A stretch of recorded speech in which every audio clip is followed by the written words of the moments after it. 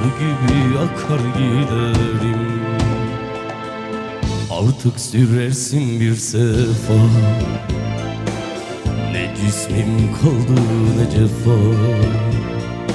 Şikayet etmem bu defa, dişimi sıkar giderim.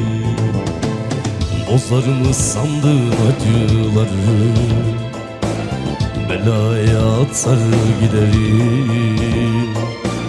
Kurşun gibi, mavzer gibi, dağ gibi patlar giderim.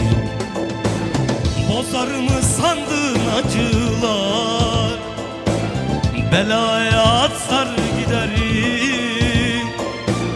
Kurşun gibi, mavzer gibi, dağ gibi patlar giderim.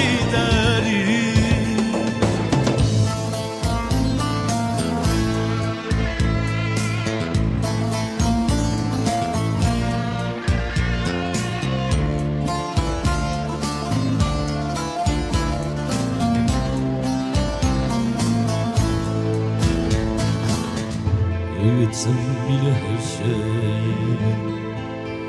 bu aşkı yırtar giderim.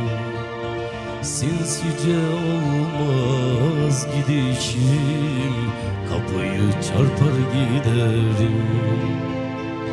Sana yazdığım şarkıyı sazından söker giderim.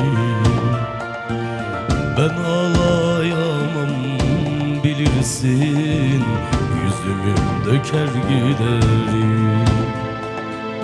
Köpeklerimden, kuşumdan, yavrumdan cayır giderim. Senden aldığım ne varsa yerine koyar giderim. Ezdirmem sana kendimi, gövdemi yakar giderim.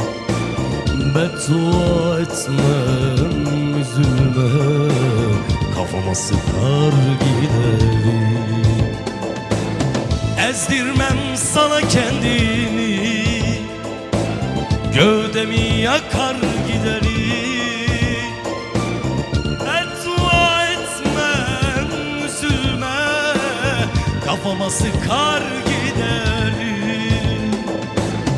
Ezdirmem sana kendini, gövdemi yakar giderim. Beddua etmem, üzülme, kafama sıkar giderim. Teşekkür ettim, sağ olun.